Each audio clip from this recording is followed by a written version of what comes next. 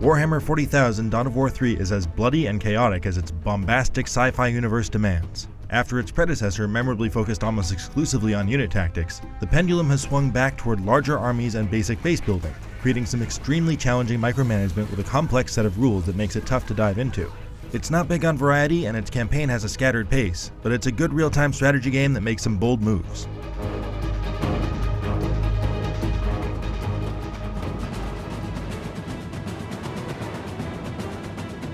With its focus on controlling multiple hero characters next to disposable troops, Dawn of War 3 feels like a spiritual successor to Blizzard's divisive Warcraft 3.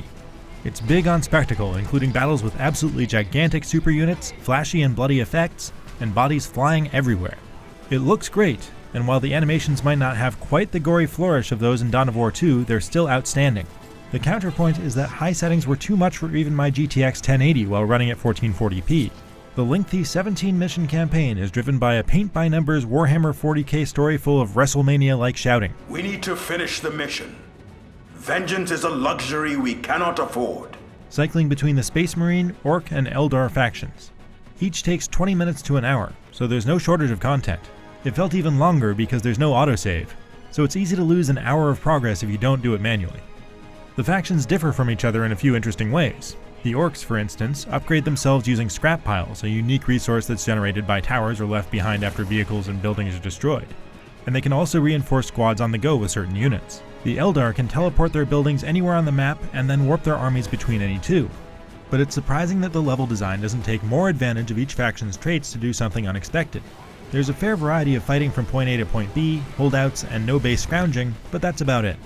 On the first playthrough of the campaign, Dawn of War 3's micromanagement-heavy unit mechanics feel complex for complexity's sake.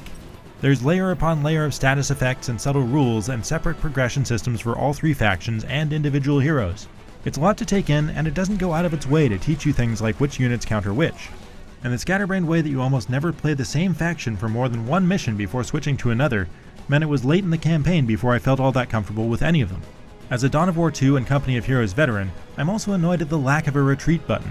Since you're still strongly incentivized to bring damaged squads back to your base to reinforce them with fresh troops, it's maddening. Dawn of War 3's multiplayer mode for up to 6 players on 2 teams is a chaotic challenge of micromanagement. It's intense, and it's easy to get overwhelmed as you battle for map control points, especially with all the frequent stun and knockback effects in play.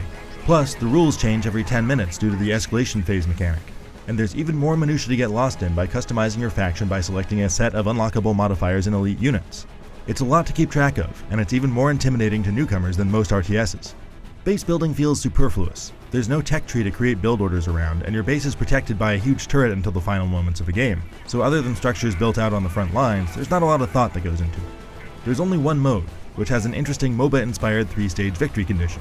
You must destroy a generator, then a turret, then your enemy's main base structure.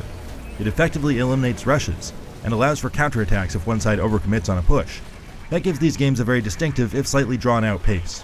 One of the most interesting decisions to make is when to summon your elite units. Do you call in a cheap one as quickly as possible, or do you save up to get the big guy sooner, risking an early push from the enemy? That opens up some elite rush strategies, as well as some options for turtling up for a late push. I also love how you can turn an enemy's super weapon against them if they're not careful. Finally, there just aren't very many maps. If you're playing 3v3, for example, there are only 3 maps available that can accommodate that many players. Considering there's just one mode, it feels a little one-note, even with the slow trickle of upgrades from the progression system. Warhammer 40,000 Dawn of War 3 is flashy and loaded with complex, micromanagement-heavy warfare. The single-player campaign is long and challenging, but it feels uninspired because it rarely makes creative use of the 3 factions' abilities. In multiplayer, it's even more demanding and intimidatingly chaotic. But with only one mode and not a lot of maps, it seems limited. Relic deserves credit for not simply remaking the same game with prettier graphics, but this hybrid approach doesn't feel as strong as Dawn of War 2's memorable tactical focus. For more on Dawn of War 3, stick with IGN.